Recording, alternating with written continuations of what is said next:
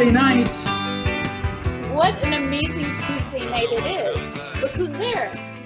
Yeah, we're joined by our social worker. I mean, his job title when we were in high school was social worker, but he was much more than that. He was mentor to many of us and a good friend, and in many cases an adult in our lives who lived in this funny space between parent, teacher, coach, whatever. Of course, we're referring to Ramon Reina. Ramon, great to see you. Welcome to KHOP88. I like the name. You know, I have to tell you a couple of things before we start. One is that we started? Yeah. Okay. We're in, yeah. I am very, very, very humble about this. The class of 88, and I don't want to get too sentimental, the class of 88 was a special class for me because it was the first class that I had all 3 years. Oh. I had was 85, 86, or 86, 87, 88, whatever the years were. But it was, normally I only would get a class when they were seniors. But your class, I got a sophomores. So I had your sophomore, juniors, and seniors. So I got a chance to meet a lot more people that way, which I have to say I enjoyed. So it's always been a particularly special class to me. And I stay in touch with a lot of people from 88. I saw Jason about 3 or 4 years ago. Yeah. Quite back that was a great story because we were at the Parkway Theater on Chicago Avenue, 48th in Chicago, watching a friend of mine's band play. And I turn around and standing in the corner, there was Mexican food there, I think. Yeah, I don't know what it was, yeah. But you were enjoying that Mexican food, and we had to do all sorts of, I had to try to figure out a way to give you a hug, but you had to hand your food to your wife and hand your beer to my wife or something. I mean, anyway, it was great. And Rick Rexroth was there. Yeah, right. He sings in that band, yeah. Well, the man that, I don't know if you call it direct it or whatever, is a social worker from Bloomington. Oh, yeah. And who? Eric Jacobson. Yes, Eric. And he and my wife knew each other from Bloomington. And when he needed to get a different license, he needed supervision. So I supervised him. Oh. And that's a connection with Eric. And of course, we would go to the concerts wherever we could. So I think we've had this issue with when Marnie and I have talked about you where some people thought you were a guidance counselor. Maybe a lot of people didn't know what your job was. Tell us what I like that part. That not many people know. What does a high school social worker do, and what attracted you to that profession? Well, that would take a whole hour, but keep going. It's okay. Mostly, I'm not kidding. Schools were always, even when I was a teenager, at one point I thought about becoming a teacher. What I particularly liked is 3 things: June, July, and August. I wanted to have a job that allowed me for summer, for family, or whatever I would be doing at the time. And I was lucky that I got that, but I had not thought about social work until many years later. And Gail, my wife, got a job in Bloomington as a school social worker. And so then I thought, well, I'll try. And when I applied, there were 5 different school districts. And Hopkins had both Eisenhower and Lindbergh. And both wanted a social worker.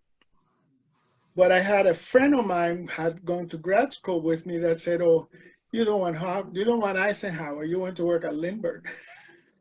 So I applied and I got offered to Eisenhower, and I said no, I prefer Lindbergh, and they said okay, you get Lindbergh then. So I started there in '79, just like that, and that was it. It took me about a month and a half, almost 2 months from the time that I sent a letter to being hired. That's unheard of today, right? You could Oh never yeah, do no, that. today that's not, unless you're desperate. I'm subbing now, so I look for jobs that are subbing in a school for a social worker. I prefer high school. I will take junior high. Why do you prefer high school? It's what I've done all my life. Is a 15 to 18-year-old, and who are the people that I have worked with have always been between 15 and 20 plus, Okay, 22, 23. I have a big picture question for you. So I have teenagers now, Oh gosh. and How I'm wondering, old? well, I have a 12-year-old, a 13-year-old, and a 17-year-old. And so one of my questions is, what is the difference between when Jason and I were teenagers and the teenagers now? Oh, I couldn't really, I mean, that would be, um, Is it a big difference? oh yes, Okay. yes. And if I wanted to be flippant and just give me one quick answer, social media. What a I think we all 12-year-old, suspect that. what a 12-year-old can find in social media now, when you were 12, you didn't even have a slightest clue of what it was. But We now, didn't even have cordless telephones. You had to have. no, you did not. And not only you didn't have cordless, I mean, you didn't have any way, even if you were go to encyclopedias, you couldn't find what you wanted to know because you didn't know what it was that you wanted to know. So, and that is the biggest thing. And then, of course, is everything around you. I mean, things move at a much higher speed now than it did those days. And pressure is another one. I mean, parents and even kids themselves putting a lot of pressure on themselves because they have to do better. So that's my answer.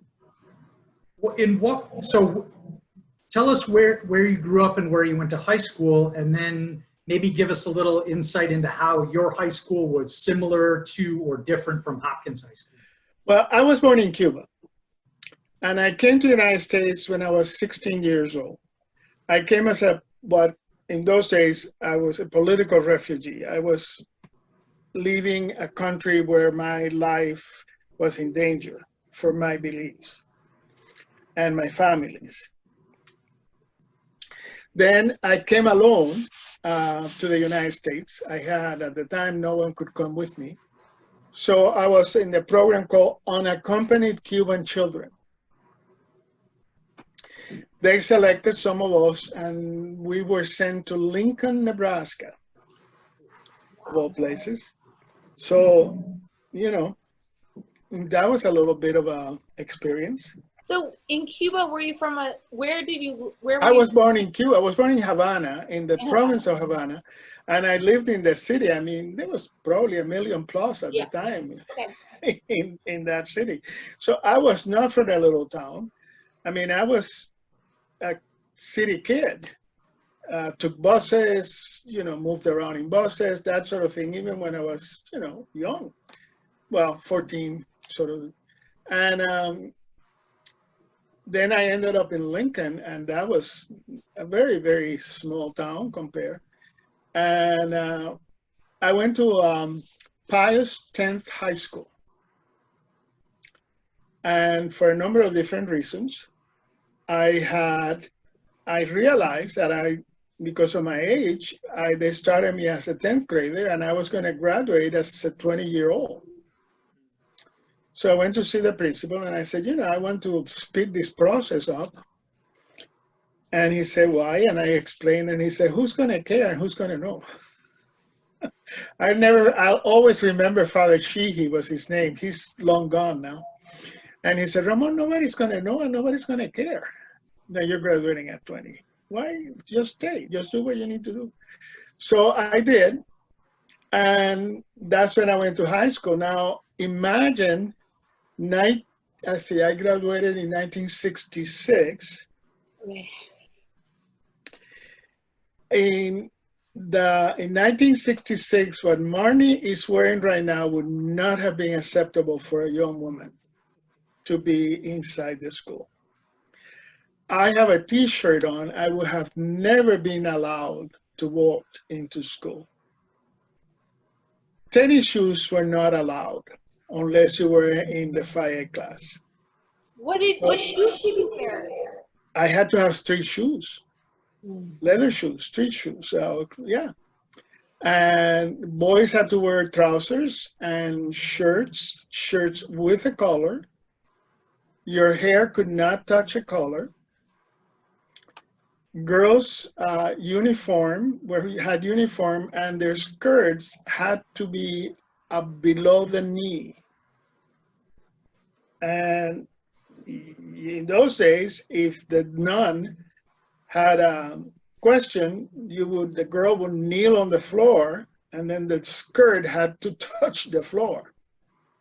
And if it didn't, then it was in irregulation. But the other hand, so imagine any kid in high school, you're 12, 13, 17, I'm sure that whatever they were to go to school, they would not have been allowed in my school. And the other thing was that the positive side about that was that it was a college prep school. Little did I know at the time. And my French teacher went to the Sorbonne in summers to continue education in French. Many of my teachers had PhDs Oh, wow. in some kind of education. So, you know, I'm very grateful because the Lincoln Diocese paid for that. An extremely good education. One compared to the Hopkins that you graduated from, and one very much compared to Minnetonka. I mean, Minnetonka now is probably the best school in the state.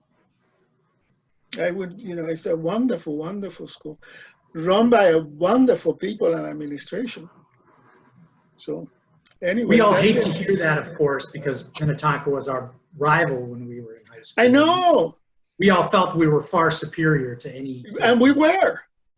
In 1988, in 1980s, we were. I'm not, in 1980, I think Hopkins had by far a better caliber of education and staff. I mean, we were the first school of, what is it that they call it? School of excellence. Point of light or excellence. Oh, right. That too. Yeah. Was it The Ronald Reagan appearance. We got a lot of money. We were the first point of light, I think was the Bush administration in 84. And so you're still, sorry. What did you say? So tell us about your work now in schools. Where are you working now? I am not. You're not, okay. My last job was as a school social worker in a middle school that is 6, 7, and 8 at St. Louis Park, covering again for a woman who was on birth leave. Maternity leave, yeah. And I had a contract till the first part of April, February to April or something like that. The virus hit, the schools were closed, and we worked like dogs, but probably more than that, to get students computers. We had there was a school that was 80 some, almost 90% free and reduced lunch. So to make sure that kids had computers, that kids had access to internet, all of that, we did a lot of work with that. The assistant principal worked tirelessly almost every single day for 10, 12 hours. So then staff was told to leave. I went to 1 or 2 meetings at the school. And then the 27th of March, I had to work. We were supposed to work online in Zoom or Google, whatever. And when the meeting started, I said, I'm not feeling well. I can't stay. I can't do this. So I went to bed, and I really didn't get out of bed until first part of April. I got COVID or whatever, the virus. And I was in bed for 13, 12, 14 days. I don't really remember. Oof. But I had it, or I got it, I should say, right at the end of my contract. Oh. So the only thing is that I can imagine is that I got it in the school. I don't know how, where, what. And of course, I told people. I mean, I called it, and well, my wife did. Once I got in bed, that was it. I slept anytime between 20 and 22 hours a day. Yeah. Wow. So I don't remember any of it. Do you have lingering effects still, or do you feel pretty healthy now? No, I don't. When my fever broke, they had to wait 3 days, and to take my temperature every 2-3 hours. And then when 3 days without fever, that I was out of the woods. And I was very, very tired. I remember that I was very tired. And then 2 or 3 days after everything happened, no fever and all of that, I diagnosed myself, and I said, oh, call Mike, it's my doctor. I said, I have pneumonia. My wife looked at me like, what the heck? I said, I know, I got pneumonia. So indeed, I went to the hospital, and I had pneumonia. So then I had another week of, this time I was taking medication.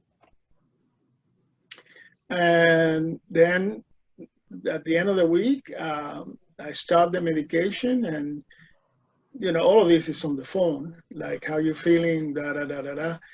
And then I said, but I'm very tired. And he said, well, you're going to be very tired for at least 4 or 5 weeks more. Yeah. So it really hasn't been until late May in that I sometimes I would sleep for 2 hours during the day. Yeah. Just from being tired. Wow.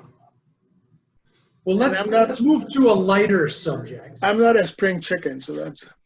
We're glad you got through it. Thank you. Yes.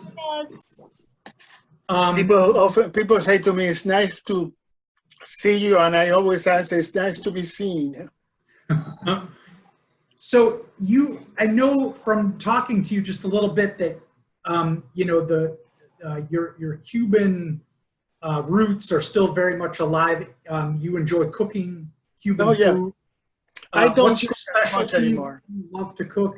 What's the best thing that you make in your kitchen? Well,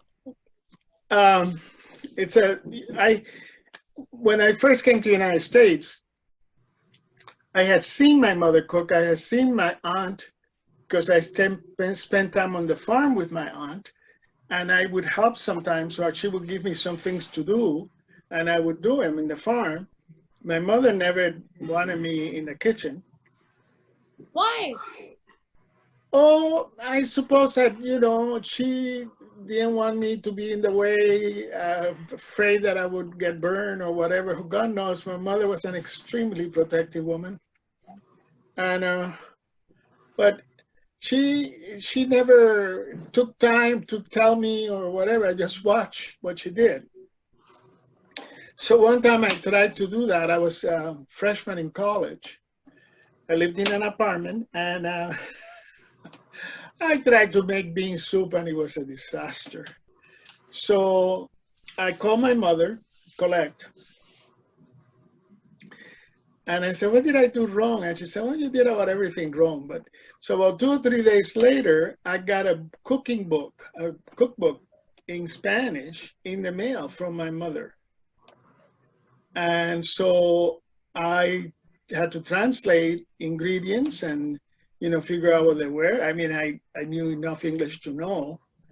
And that's how I started more than anything else, because I needed to take care of me.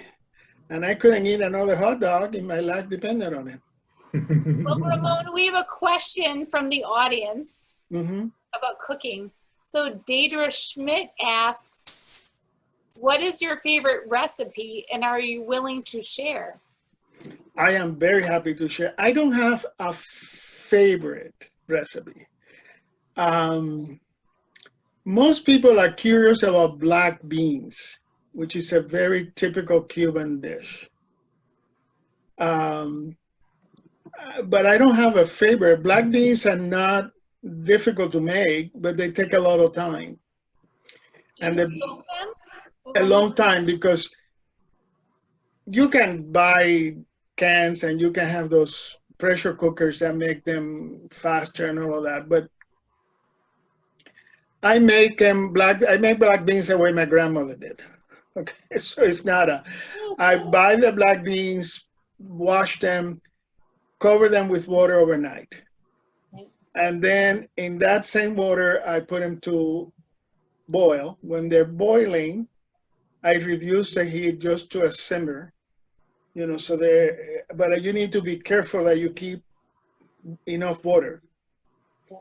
And in an hour and a half or 2 hours, those beans are soft, they're fine. Question, do you put like a ham hock in there? No. Black beans don't have any of that. Navy beans do, but not that. So you can, oh yeah, when you put them to boil, you take a green pepper. And you know that they're ready when that green pepper is almost gone. It's just disappeared. It has just sort of melt in that. And then I put them aside, and I can put them in the refrigerator. I can leave them on top of the stove for tomorrow or whatever. It doesn't really matter. But when I'm ready, then is onions, garlic, and salt, and cooking wine. And and salt and onion and all of that, and garlic is to taste. You know, if you like a lot of onions, put 3 onions in it. You like garlic, put a whole clove. I mean, whatever you want. The combination of that, and then you add white wine to that. So you saute that, dump them in the beans, turn the beans on again to a soft boil, and leave them there until you're ready. You need to be careful that you keep water, but that's it. Then when you are done, you're gonna serve, then you take about a teaspoon of olive oil and pour it in and stir them, and it gives them a satin-like, creamy sort of. And then I also sometimes add a teaspoon of sugar and mix that. And that teaspoon of sugar is from a woman that I knew in Cuba, and she had been a slave in Cuba. And when I was a little kid, she lived in this house. It's a long story, but relatives of mine. And I would rush to the back in the kitchen. It was kind of a shotgun house. Rush to the kitchen to give her a hug. And she was always in a starch white dress. And, you know, she would give me a hug and she would find something for me to eat. I probably part of the reason why I went back there. But she's the one that said that you put a teaspoon of sugar in the beans. So I still do that. Well, that's a good hot tip. My children will like that part. Yeah, but you cannot taste it, but I don't know if it does anything on it. But this is in honor of my friend. Have you returned to Cuba? Yes. I went back in 2010. Okay. I went back in 2012 or 11. I went back in 14. And I went back in 17. But then my aunt was the only relative that I had left. died. And then I have a lot of cousins and stuff, but you know, that is a generation above me. And now I am one of the oldest, probably the second oldest in the generation below. And you know, I stay in touch with my cousin, but a lot of them are here. So I didn't go back. My son and his wife and my daughter and my grandchild, and my wife, Gail, we went, I think it was 14. We went all together. Oh, And then I actually was able to rent the home that my family had by the ocean. We had the house in the city, and we had a house in a residential area close to the beach. And I was able to rent our house. wow. Which was it was a big deal for me. Yeah, I bet. So, yes. Chad Alt is in the room here. I don't know if you remember Chad from high school. He was in a lot. Yes, of course I remember Chad. And I are buddies in Facebook. Yeah. So he's wondering, we do tend to talk about music on this a lot, and he's wondering how big of a role music has played in your life. Maybe you listen to Cuban music or remember something particular. I like American music, and of course I am a child of the Beatles. It's, you know, in my time, Bob Dylan. I forgot the name of the other guy now. Forgot. Anyway, it doesn't matter. But now I think it's probably more of I forget the word now. Remembrance. I tend to listen to a lot of old Cuban music. And I tend to listen a lot of boleros. Boleros were a type of music that was invented or was developed in Cuba.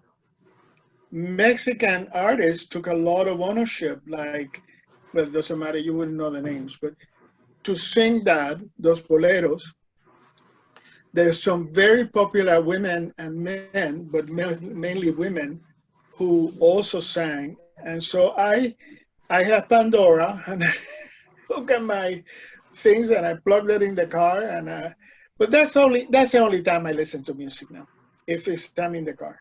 I used to listen to music all day long, but now I don't. We have a few more messages for you. Tony Saruno says, hi. I saw him. He looks so good. And I was glad that he talked about his brother. But what I really wanted to know was about his sister. And I saw him the day after. So I wanted to know how she's doing. But that's another. So what does Tony want? Well, he just said, great to see you. And we have another message from Kyle Hansen. I will read it to you. Oh, hello, my. Ramon. I visited you a few times, mostly being sent to you for attitude problems. Just letting you know all is good and good to see you. Well, Kyle, I am very glad that his goal is good. All I know is that he had the most wonderful job. You know that saying about if you like your job, you never work a day in your life. And I didn't work. And the thing about it is that people used to wring their hands because Kyle needed an attitude judgment. But Kyle was 16 or 17, and his frontal lobe was not quite developed yet. And he had not the ability to make choices that were necessarily good for him. And now he's a little older, better, and so there was no reason to worry. But I got paid. So yeah, well, Kyle's an artist. He's another guy who has a job that he loves and probably never feels like he works a day in his life. Did you interview him? Yes. Yeah, I remember him. I mean, I if you would have put him in front of me, I would not necessarily. That is something that happens quite often. I'm in an airport. My favorite story is that I was in an airplane. I was on my way to Europe. I was flying out of Detroit, and it was one of those big, whatever those planes are, 3 seats and whatever. And I'm trying to fumble with my seat, and whoever was next to me, and all of a sudden I hear this voice rushing towards me, Ramon, Ramon. I was talking to somebody, and I looked and said, "Whoa." It's a former student of mine. He said, I know that voice anywhere. I know that voice anywhere. I know it was you. And she's running to give me a hug. And I remember at that time, but I don't remember who she was anymore. That's the worst part. That's the worst part. Worst Sure. Well, you mentioned before we came on that you had maybe a trivia for question. us. Yeah. For you and Marnie and whoever else is listening, who wrote the high school, the Hopkins song, whatever you call it, the rah-rah, The fight song? yeah, who wrote it? Okay. Jason knows the person. I have a guess, yeah. Who? I think it was Don Bates. Nope, Don Bates wasn't even in the high school yet. Huh, okay. Okay. Hmm. I'm not sure Jason knows the person, but I'm thinking. Anyone online? We're watching the chat room. We have a number of people on, but no one has a guess yet. They'll have to tell us. We're ready. I'm stumped. English teacher. Oh. If it's Mrs. Hallowell, we'll all die right now. No, it wasn't sure. She was a newspaper advisor for a while. Oh, Mrs. Bond. Yes. Judy Bond? Can you imagine? No, that's amazing. Yes. But I'm one of the very few people that knows that. Yeah. At least at the time. I don't know now. That's great trivia. Well, yeah, she didn't let a lot of people know that. We have a comment from Julie Steelman saying that the song was based off the University of Minnesota's melody. Well, the music may have been. The music was by the band director that had joined from Eisenhower. See, I can't remember the year of the merger. I think it might have been 82. Sounds right. And so it's the day before the opening, and there is no song. And Judy wrote it, and the band director from Eisenhower put it to music.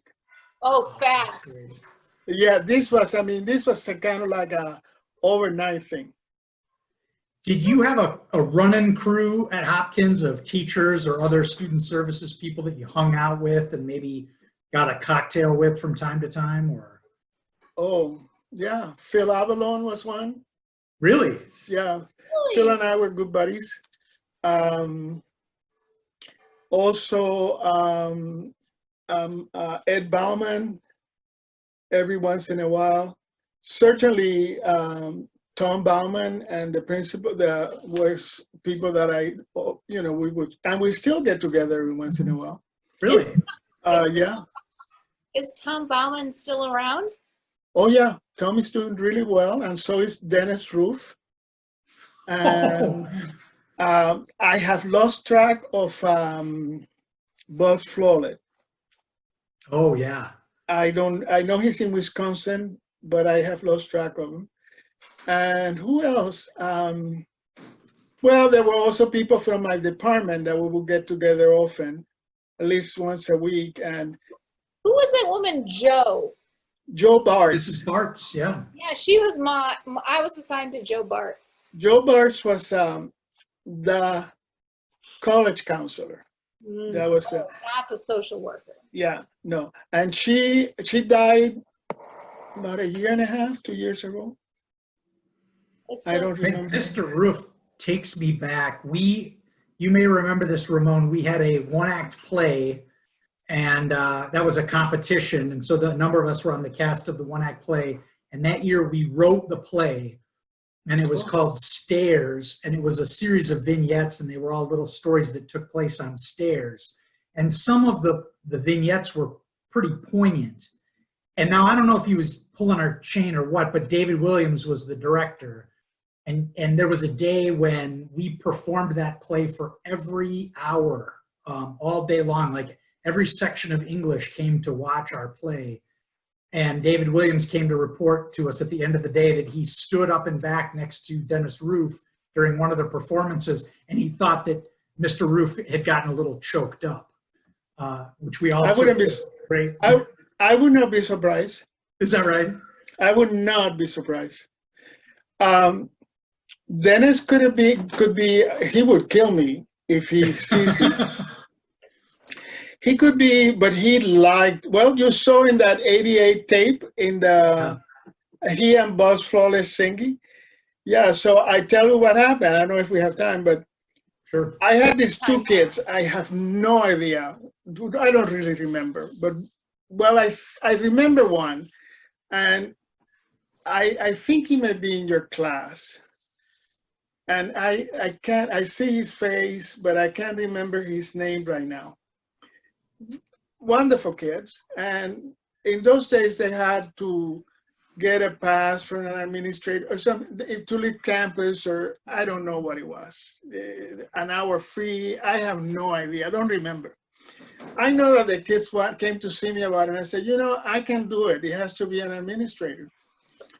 And they came after me and after me and after me. I finally said, I tell you what, go to Dennis Roof, tell him Ramon sends you to him, and that I think that you ought to get whatever the permit was. Okay. So they went, and about half an hour, 40 minutes later, I get a call from Dennis. And he is irritated, and he wants me in his office now. I said, what the hell? So, okay. I went to his office, and there's these two boys. And Dennis is angry, and he's yelling, and he's saying, these kids come in wanting these things, and da-da-da, and I'm standing there like, what the hell? These are not kids. And all of a sudden, one of these boys gets up from his chair and is lounging towards Dennis. And I insert myself between Dennis and the boy. And my brain is going crazy because this is not my picture. I mean, this is not what I expect from this kid. This is totally out of character. And I'm not sure that I can control it or that I know what's going on. So I'm really shook up. And all of a sudden, I hear laughter. And I turn around, and Dennis is just laughing. And the two boys are laughing. I have been had. I had been had. Oh, They had planned the whole thing, acted it out, and I turned to Dennis and I used a couple of words that I could not use now on YouTube and walked out of the office. And they were roaring in laughter when I left. Wow. Yeah. Oh, that is great. That was, and so see, Dennis had this sense of humor, this connection with kids that not many people saw. Not many people saw. So anyway. Jason, you mentioned a couple weeks ago that you had been sent to the principal's office. You want to I had to go see Mr. Roof, and I don't remember what the problem was. Oh, I think what it was is that I had been caught saying something inappropriate in front of someone who said, you're going to go see Mr. Roof now. And he didn't really know who I was because I wasn't a kid who got in trouble a lot.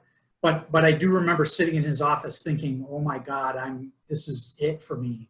And him basically saying, I don't ever want to see you in here again. You know better.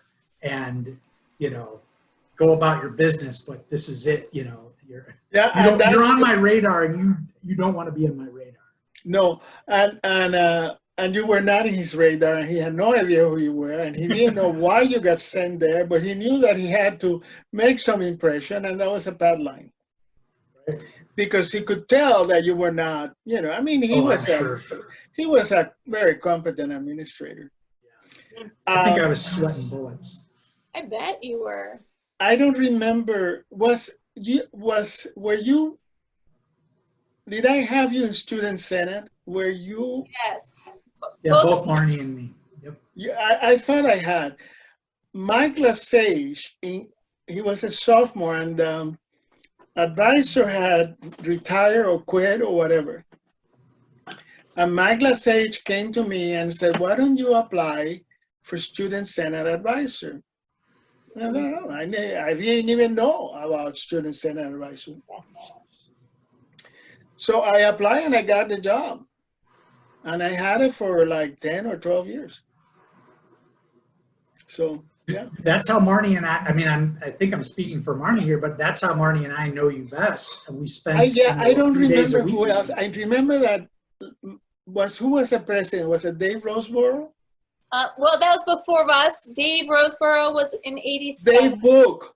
And There we then go. Mike Lesage and I ran against Dave Book and Jason Crow, and then we lost to them. Even Yes. though they announced the last day. Yeah. Yes. Jason Crow. Oh goodness. Yes, I remember. I don't remember. We're trying to get those two guys on the show. Was Mike Lesage then? He must have been a junior when you were seeing. No. No, we're all He's the our same. class. Yep. Crow, Mike. But didn't Mike Lesage also run? Mike ran for president. We were all on the student government. And then yes. ran up a ticket. Lesage Glickman against Book Crow. Yes. But we And in those days, it was a big deal. Yes, it Big was. deal. The student government, PACT, and National Honor Society. Yes. The trifecta. Being the president of all three was a big deal. And I talked to some kids and I say, this is not that big of a deal. You're not going to get into college because you did this. But, again, adolescents have an interesting way of making developments. Well, I just thought it was interesting because as far as we know, in our class, 3 of us on the student government have been elected to office. Mike Lesage is on the Minnetonka School Board. I was on a school board, and then we have Secretary of State Steve Simon. Yes, I see Steve every once in a while. We're trying to get him on the show too. He's so humble, he won't come on. I'll send him a message. I don't think that it's going to make any difference, but I'll send him a message. I haven't seen him very often lately, but then again, this COVID thing has really made a dent. I got desperate. I have to tell you, I was desperate. I've been cooped up in my house with my wife and my daughter for weeks. I needed to get hell out of here. So last Thursday, I got in my car, I drove west, and I ended up in Litchfield. Oh. I stayed in Litchfield overnight, actually had a restaurant there that was open, then drove north, ended up in Brainerd. Then I had to make a decision. Do I go to Virginia or Duluth? Well, I thought, I'll go to Duluth and then I can drive to Virginia because I've never been to Virginia. And I ended up in Duluth and then came home. But the whole thing was that I was not to take freeways. I could not use 94 or 35. And I managed okay until I was trying to get back from Duluth. And I went via Hibbing and whatever. And then I ended up, the last part, I ended up having to take the freeway. How long was your road trip? How many nights? Thursday, Friday, Saturday, Sunday, and I came back on Monday. Well, next week I'm going on a road trip to the coast of Oregon where I will be broadcasting from the road with Wow. Jason, and next week's guests are David Green and Bob Gollin. Oh my God. Oh my Yeah. God. What was Bob Golden's nickname? Don't tell me yet. Oh, what was his nickname? Paul Beneke. Paul Beneke. His best friend, yes. Yeah, Paul had a nickname for him. Mhm. Well, we used to call him Billy Pig, Yeah. shortened to just Pig. Yeah. Yes. It was a boy name. Yeah. But he had another, and and he, I can see him. I can see Bob, and he would be stoic. He would just be standing there, and you couldn't get anything. It just no face message, nothing. And Dave Green, of course, I know well. I mean, he plays soccer, and I worked with that team for a little while. So yes, I'll have to remember that. Yes, well, they're tuning in next week, which is really great. We have some more messages for you. So wait, I can't even read. They're coming in so fast. Lori Carner says, Ramon, next time you head west, you can stop at her ranch. I wish I would have known that Thursday. Mm-hmm. And then we have, now the internet's not showing me.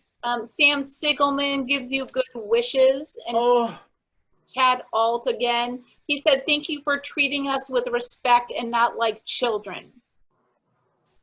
So your impact, one of the reasons why we're so grateful that you're here is you have had an impact on thousands of our lives. Thank you. You're welcome. Again, not to get sentimental, but it's okay. There's a lot of people that have gotten awards and this and that, and people, and I always have believed to the core that my job was to be hired for the district and to certainly work for the district. But my client was not the district. My client was a student. And so my job was to advocate for the student in spite of the fact that the district sometimes did not like it. Well, I have something sentimental to share. One of the reasons why I've had you on is, one of the reasons why I wanted to start this with Jason was for people like Paul Beneke's daughter, Violet. And so that our children can learn about friends of their parents and people who loved their parents. And so that's, Violet is one of the inspirations I have for doing this with Jason. Well, Violet is such a cute little girl.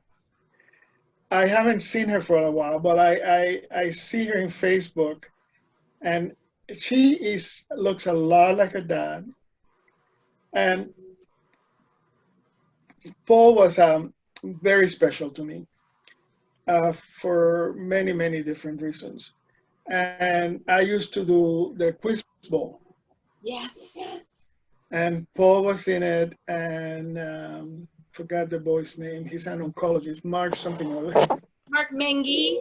He's an oncologist. Yeah, he might be here right now. We can't tell. And I can't remember who the other was. And I had to take them to a program, someplace in North Minneapolis. I don't remember. Didn't you Minneapolis North High School. But didn't you take them to New Orleans? Yes. But oh my gosh, I forgot that. Yes, you're right. I did. We did. I was a cheerleader. North Minneapolis leaves a much bigger impression than New Orleans. Dorothy went with, anyway. So Not right. all of a sudden, they're all sitting at the desk, and now the moderator says to introduce themselves. This is a televised program. And the first one whips out a pair of dark glasses and says, "My name is Ramon Reina." And then down the line, they all would whip a pair of glasses and say, "My name is Ramon Reina."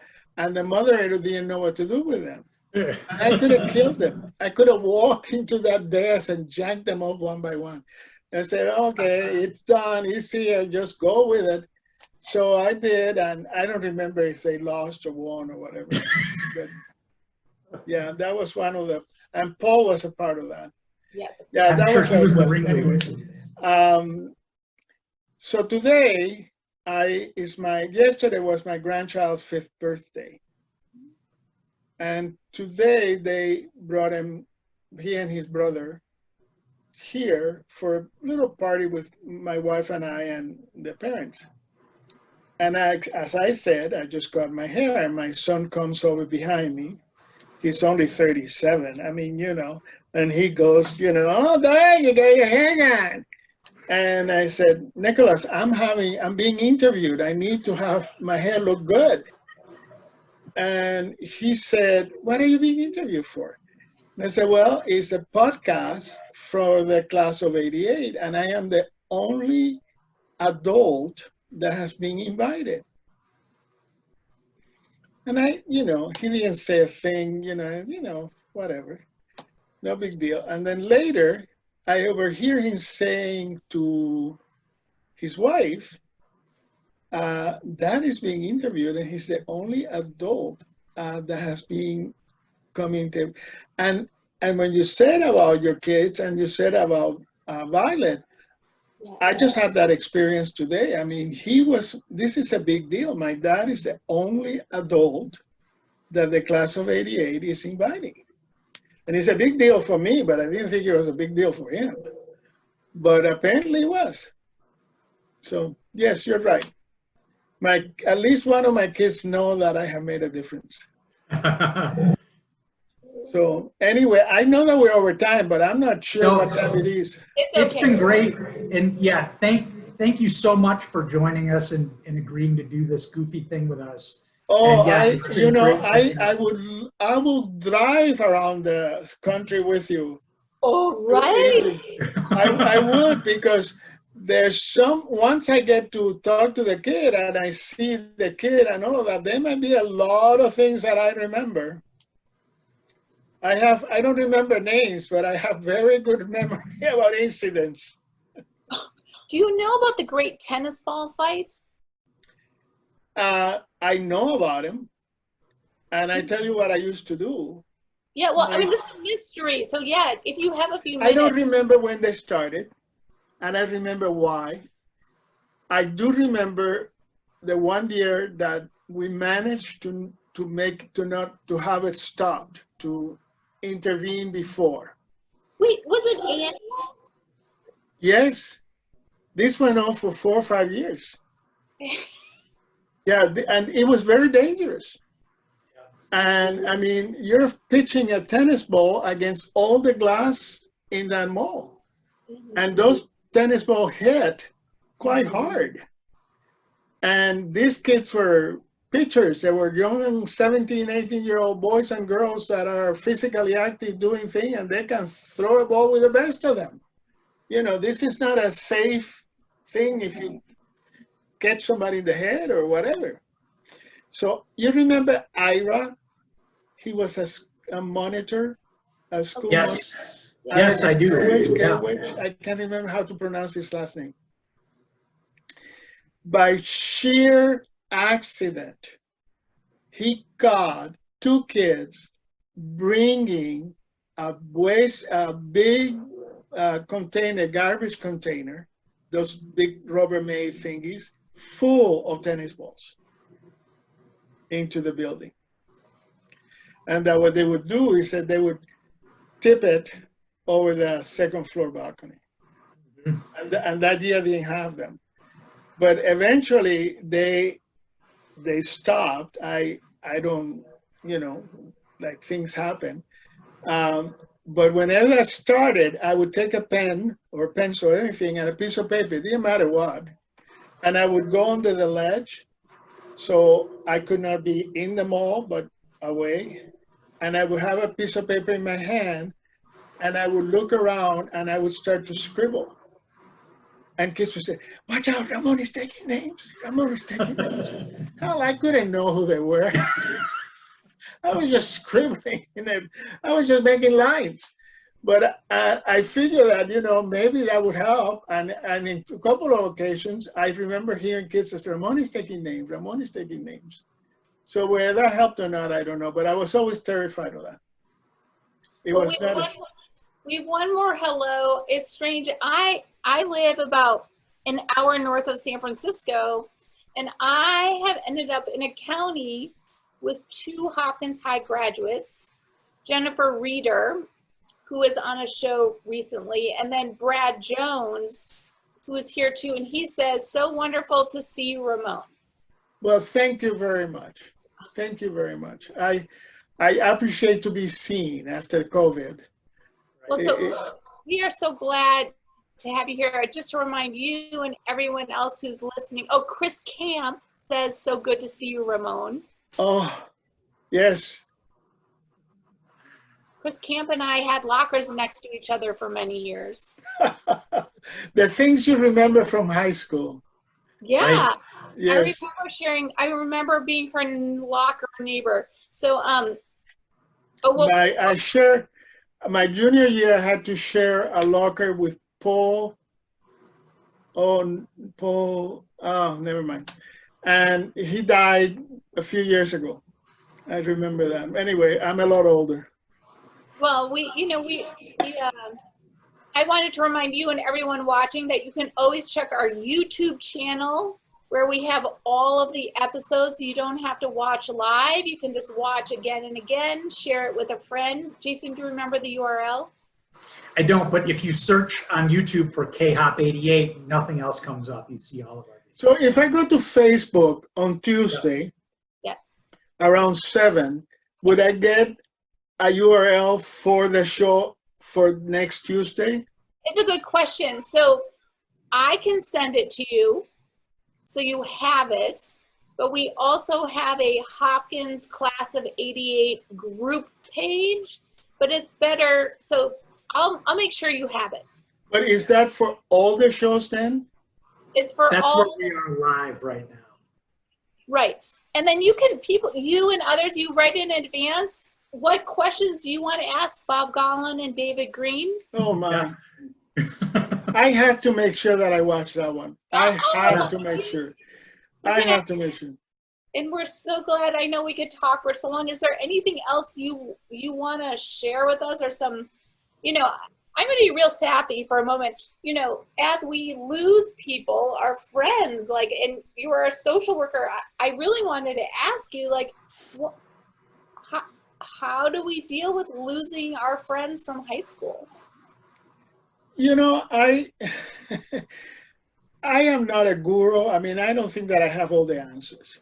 Sure. And but I do very much believe in this because, of course, I have lost not only some of you, some former students that I had, but all their family and friends. And for me, it's the memory of what we liked, how we enjoyed something, or what times we had together. One thing that I always remember with Paul, for instance, is, and I guess that I don't know that, I think that this is okay to say, I said it at the funeral, so. But we were in New Orleans, as Jason reminded me, and I don't remember where I was, whatever, but Paul went out. He was, the kids were out and about and did whatever. And then Paul came back and said that he was walking down this one street, and from a balcony, a woman had called him and said, "Hey, Blondie, what are you looking?" I mean, imagine, what it could have been in New Orleans. And so he was laughing about it. And that he was being picked up or something, and he was just had that if you remember, Paul had a very goofy grin, Yeah. very goofy grin. And it was like he wanted to laugh, but he wasn't sure if he could. And so he had that, and I still see him, his face beet red, telling me the story, and the goofy laugh. And, you know, I think that that's the best way of remember him. I not anything else. I mean, there's other moments for me, but that's what I have like. memories about Paul, which I actually want to share for Violet and everyone else. So one thing is when we were in high school, he was at my house. We were hanging out listening to cassette tapes, and he pulled out of his pocket a piece of paper, he unfolded it, and he said, "This is the Playboy list of the most important 100 books to read before you die." And we must have been seniors, and he had crossed them off. Like, I don't know. He's like, "Look, I've read 20 something of them." And I just remember, I'm like, "You can do it." It was just, I don't know. He was like, and he put it back in his pocket. Yeah. Yeah. Oh, yeah. I can see him doing that. I can very much see him doing that. Yes, yes. But those are the things. I think that's what really makes a difference. You know, I said that I was going to Cuba, and my aunt was already 90-some years old. And she and I had shared memories. I mean, nobody else in the family had the memories that she and I had shared. You know, the house in the farm, things that happened to her, you know, things that my cousins and younger have no memory of. They didn't know the house in the farm. And so we would sit at the dining room table and we would talk for hours about those shared memories and remember so and remember this and remember that. And that is so embedded in my mind that it is the most wonderful gift that I have, to be able to remember her and remember what the joy that we had in having those discussions. And you know, it's going to happen. So, Yeah. okay. Okay. Good luck. Thanks again. And You're thanks to welcome. everybody for tuning in. And we'll, you know, you can continue watching it, and we'll post that YouTube video here soon. And Dave Green and Bob Gollin next week. I'm going to write myself a note. Okay. Okay. Nowadays, this is the best thing I can do is put an alarm on my phone. There we go. Good night. Take care, Good luck. Ramon. Have Thank fun in you. your trip. See you Bye-bye. Bye.